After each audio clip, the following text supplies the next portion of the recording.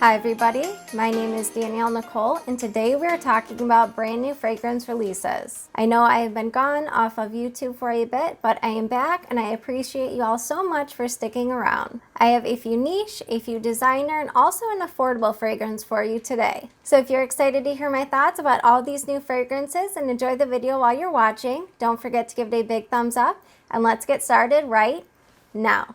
Now before I get started, as I mentioned in the intro, I know I have been absent for the last couple of weeks. I've just had a lot going on, both personally and professionally. It's just been one of those months. Back-to-back negativity has been knocking at my door. We had a death in the family, among many other things. So I really appreciate you all sticking by me and letting me take my time to come back. With all of that said, something that definitely does lift my spirits is fragrances and perfumes. So let's get into the first one. So the first fragrance I have for you is the new Burberry Elixir Eau de Parfum.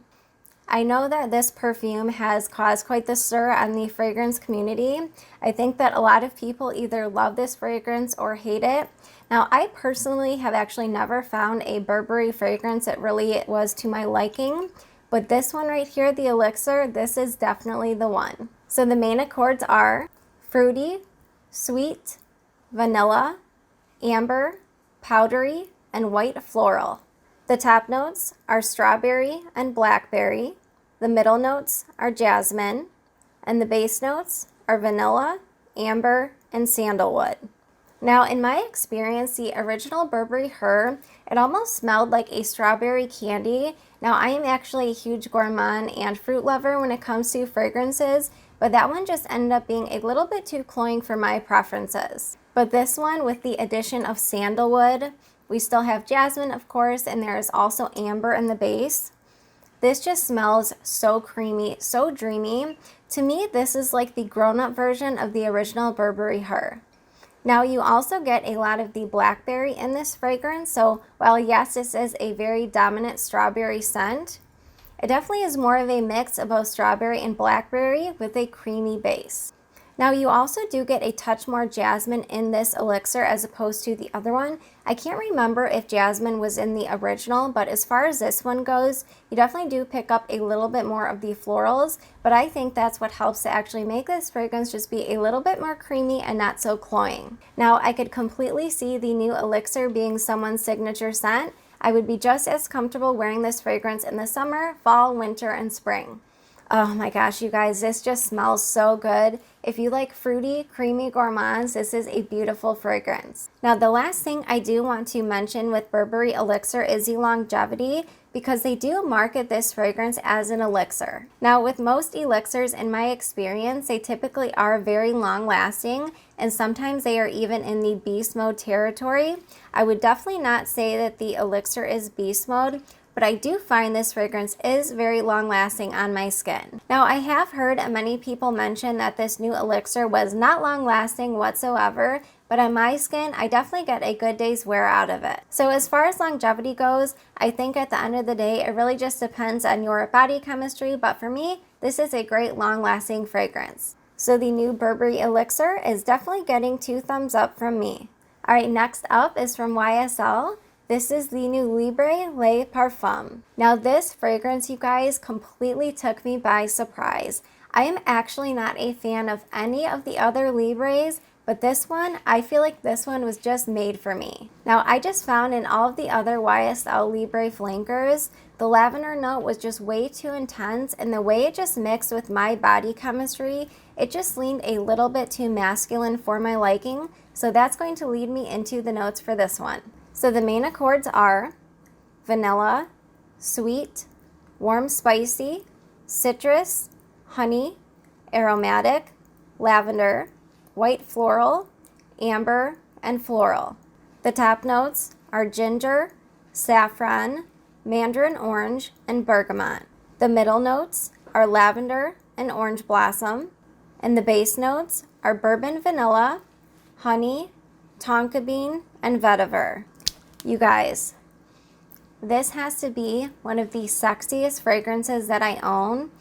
It has the perfect balance of both being sweet and also spicy.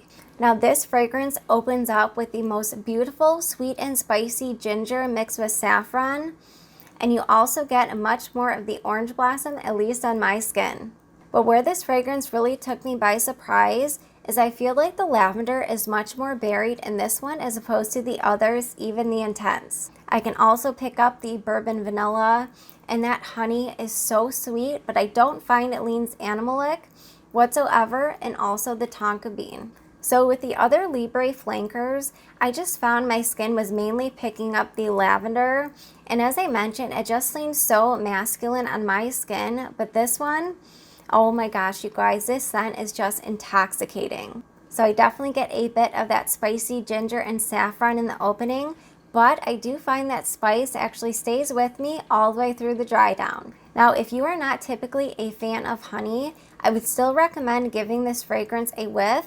While I do find the honey is definitely a note you pick up, I don't find it's overpowering. It's just kind of there to ground the fragrance and sweeten it up. But that bourbon vanilla mixed with the tonka, it just creates so much depth with this fragrance. So if you ask me today what is the sexiest fall fragrance I'm wearing as of to date, it would definitely be Libre Le Parfum. Now you can probably tell there is already quite a dent in this fragrance, and that's because I've been wearing it so much. So while I would describe this scent as very sexy, a date night scent as I just mentioned, I could definitely see myself wearing this fragrance all year long. This is just a fragrance I cannot stop smelling.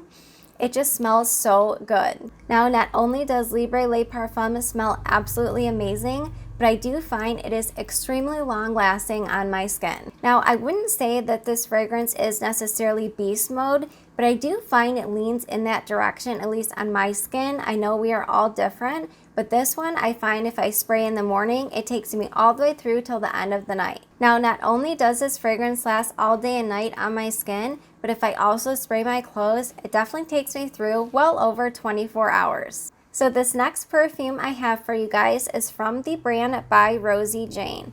Now, I have actually never tested anything out from this brand, but I saw they released a new perfume called Dulce on Sephora. So this perfume or brand in general is definitely for all of you who are looking for a clean brand to test out when it comes to perfumes. So by Rosie Jane is cruelty-free, vegan.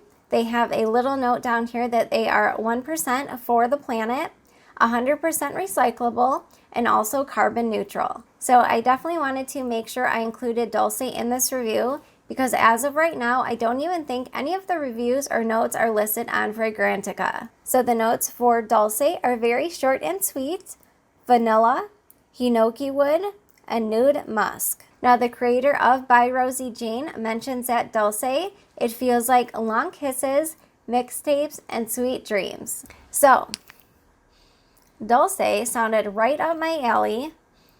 I love vanilla, I love sweet gourmands, and I also love woody bases. But this fragrance kind of took me on a bit of a roller coaster.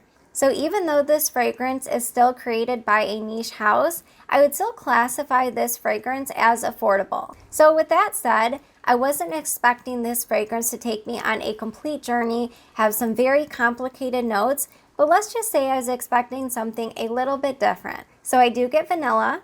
I also get a woody base. I do pick up a hint, just a hint of chocolate, and I definitely pick up a ton of that nude musk. Now, I wouldn't say that this fragrance smells bad by any means. However, it's just a like, it's definitely not a love. So taking the notes out of the equation and all of the descriptions, how I would describe this fragrance, I would say it's a vanilla woody musk. I just do not get a lot of projection when it comes to this fragrance, and I do find it sits incredibly close to the skin, so I just find myself wanting to spray and spray all day long. Now, I completely understand that because this is a clean brand, there are probably some ingredients that other brands include to help with the longevity, but if that is something that is a concern of yours, I just don't get a ton of projection with this one. But with that said, this fragrance definitely does smell very good.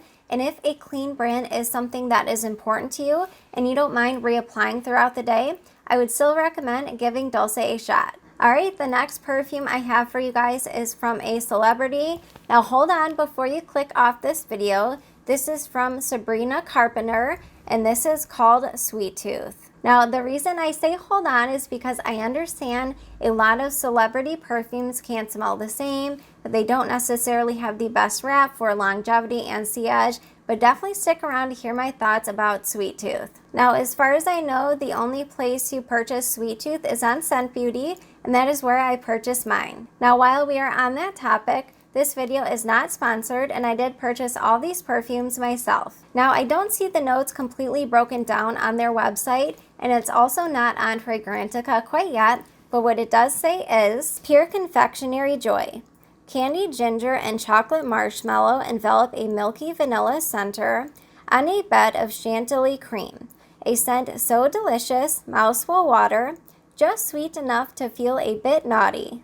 Now, I would definitely say Sweet Tooth leans on the feminine side, just like all of the other fragrances in today's video. Now, first of all, the packaging, you guys, I am not a fan. I understand it is supposed to be a bar of chocolate. Now, this is a 2.7 ounce, so I do find it's quite bulky, so just wanted to mention, not a fan of the packaging. But as far as the scent goes, this just smells so delicious without being too juvenile. So this is a very creamy, milky, almost a bit lactonic, but without going into sour territory. It smells very sweet from the marshmallow. You definitely do pick up on the chocolate. Overall, it just smells so delicious. Now, I feel what really sets Sweet Tooth apart from all of the other gourmands, especially when it comes to celebrity fragrances, is this has a candied ginger. So I find there's just a hint of spice in the background. So you know how cinnamon can smell a bit sweet, a bit spicy, but sometimes it can be a bit overpowering? That's what I get from the candied ginger, but it is not overpowering whatsoever. In fact, I feel like the candied ginger just kind of sits in the background to round it out. Now listen, I can get into tons and tons of details about this fragrance, but if you like marshmallow, this is one of the most beautiful marshmallow scents I've ever smelled. And I know the reason I love this fragrance so much is because while yes, I love sweet vanilla and sweet marshmallow, but because it also has the chocolate notes and the candied ginger to just give it a little bit of spice in the background, that is definitely why I love this fragrance. So if you like the sound of candied ginger, you love your creamy lactonic vanillas, your sweet gourmands, then I would definitely recommend trying out Sweet Tooth. But it's not just about the scent, let's talk about the projection and longevity. So when it comes to projection and longevity, I have to say I was expecting Sweet Tooth to get me just a couple of hours and then kaput. Now, I always spray my fragrances on my wrist, that way I can smell them at the end of the day. I sprayed it in the morning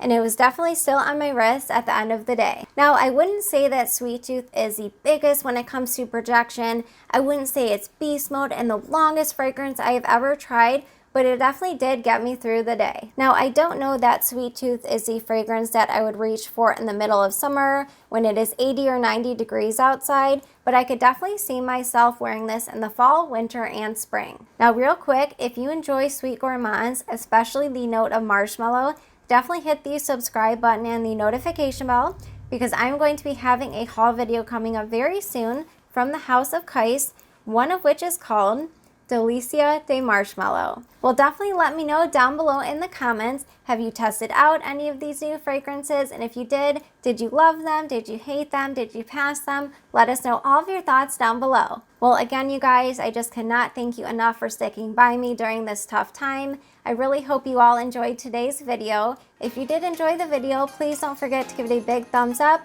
Thank you so much for spending your time with me, and I look forward to seeing you in my next video. Bye, guys.